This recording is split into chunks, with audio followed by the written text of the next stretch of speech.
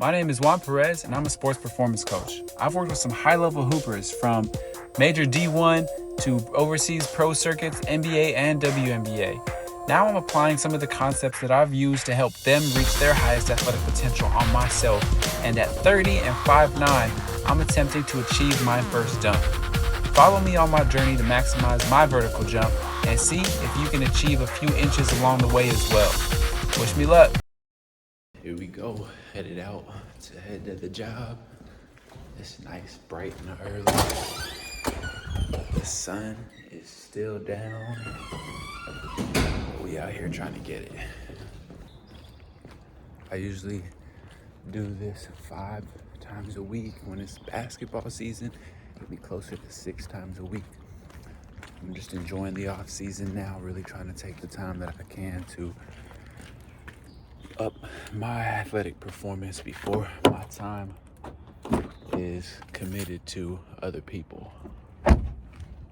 I've spent a lot of time helping others reach their goals, and now it's time for me to tap into my own knowledge to help me reach some of my goals.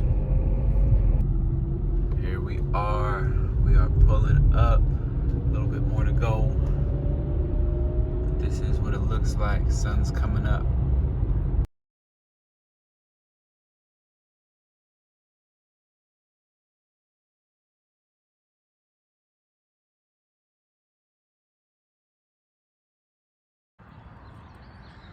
Pulling up to the player's entrance. Makes me feel like a boss walking in the side door. Ignore that flickering light.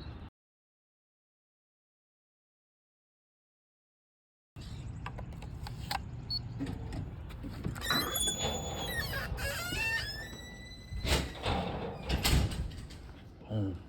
Welcome. This whole journey started for me as a kid. I always wanted to be a hooper, and that was like my main passion. I sucked starting out. I started playing in the 6th grade, and I was taller than most kids, but I just was not good at all. And I didn't even really play during that whole season. I got in like one time. I scored one basket, and it didn't really count because there were 6 people on the floor. So that kind of puts things in perspective. But as I got older, my 7th and 8th grade year, I practiced like 8-10 hours a day. Like that was my job. I would wake up super early, just go out there, shoot hoops, practice, continue doing the things I had to do. And that's kind of what got me into strength and conditioning. I realized that you can close some of those athleticism gaps from training. And so that's why I really got into working in sports performance. As the journey went on, there was a lot of ups and a lot of downs, as there are with sports, but I didn't make it as high as I'd like to make it or as high as I wanted to make it, but I still was able to continue playing at a pretty high level, and for myself, I'd say. And then, I was able to take my athleticism to a pretty high level as well. At 5'9", I was able to get a little bit above the rim. I was able to pop the rim. I know a lot of people are able to do that, but for me, that was an accomplishment, just having not a super athletic genetic pool, I'll say, from my family. And so I was building on that. And then in college, I tore my ACL, my right ACL, and that kind of put me back. And ever since then, I stopped trying to be explosive and jump, and I kind of took that more passive role of playing below the rim for fear of injuring it again. But recently, I've got my passion reignited, and now I just want to see how far I can take my athleticism. I know that age is kind of working against me, but I've been able to get back to where I was kind of in high school. And so for me, personally, that's an accomplishment already. Now it's just, okay, how far can I go with applying all these concepts that I've learned throughout my professional career and that I've applied to youth athletes, college athletes, pro athletes very successfully. I'm here in the gym now, about to get some shots up, probably do a little jump session. Try to get at least 2 jump sessions in per week. Sometimes we get 3. It just depends on how the body feels. Kind of go based off of that. So today, gonna get some shots up, get a little warm up in. I'm out of breath. I did a couple jogs in here to warm up. And then I'm gonna get a little jump session in and see how it goes. I was playing ball the other week, tweaked my left ankle a little bit. Got these new shoes, LeBrons, you seen them. So we're just trying to come back from that, kind of continue moving up with the journey. So hopefully today goes well.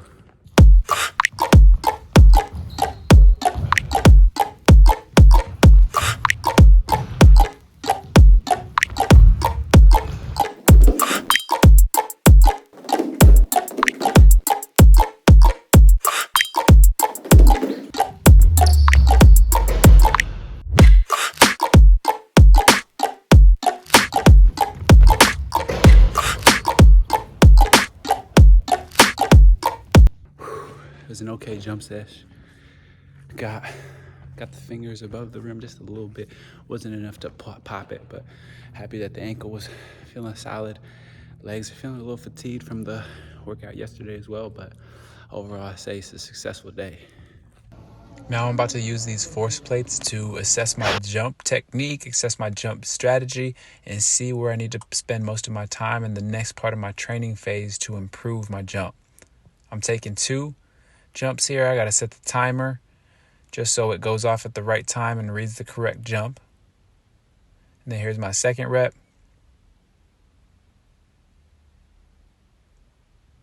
Now let's go over some of the data. Let's analyze some of that data from the force plates. Here we have the graph, the peaks. This is like the drop phase, like when you initially leave your feet to drop into the bottom of a jump.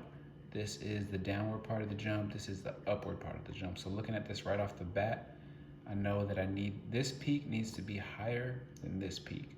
That's one thing I need to work on. So this is like eccentrics or working on the downward part of a squat type. My average propulsive power essentially means my strength is going up in simple terms. Then my jump height, of course. Jump height has been going up, so training's been working. And then let's look at, I'm looking at my relative braking net impulse. So this is like the braking forces or being able to stop the downward motion also going up. So things are looking good so far in my training. The next thing I'm about to look at is the left and right forces for my left and right leg. So if I look at this graph right here, it looks relatively the same, but see what happens when I take a look here.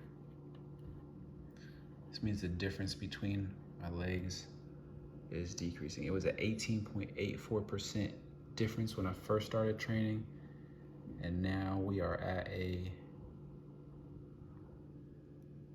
we're at like a 3% difference. So that's massive. Super interesting because I'm a right leg jumper for the most part. So very interesting. Last 2 things I want to look at are my time to take off. Okay, my time to take off overall is decreasing. This is how long it takes me to get off of the force plates before I actually leave them. Boom, before I actually leave the ground. Overall it's decreasing, but it's actually still relatively taking a long time. So still need to be quicker off the ground. This is about a little bit under a second, 0.91. So I wanted that to be faster. Last thing I'm looking at is MRSI. So the higher this number is, the more reactive, the faster, the springier essentially that I am. And it also means, it also can be used to track fatigue. So if this is dropping, it means I'm fatiguing faster, but it's improving. I want it to be higher, of course, but overall, moving in the right direction. We out here, today's a little sprint day. We're about to break out the free lap timing system. See how fast I'm going. My legs are blowing up. Did some RFS yesterday, some reverse rear foot elevated split squat, and so see how it goes. All right, y'all, for this free lap timing system, we got a couple different pieces. Take a look here. This is the little belt clip. We got the transponder. Boom. That's the finish line transponder. There's one over there for the start. We got the relay. This just like sends it to the iPad, and this tells me my results. Boom. Let's get working out.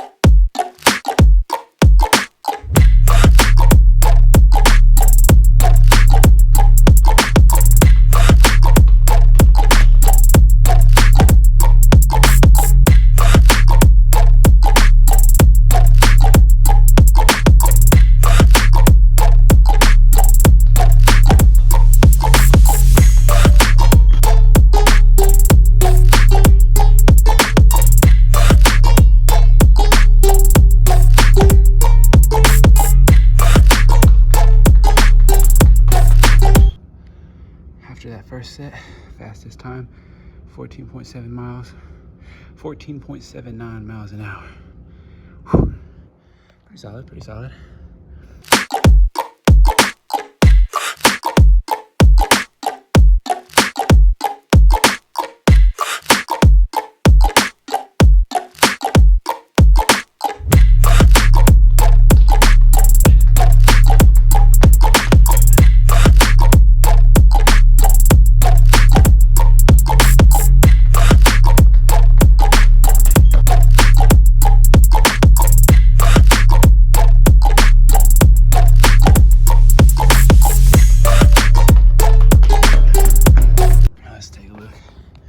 After that second set, fastest time, 15.23 miles an hour.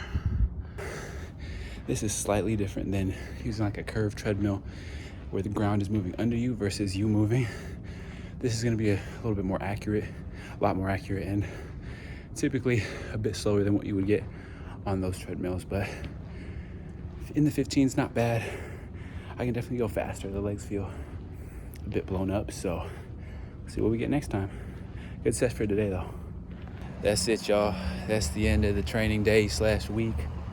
Like, comment, subscribe for more. Hit me up with questions, whatever you got, let me know.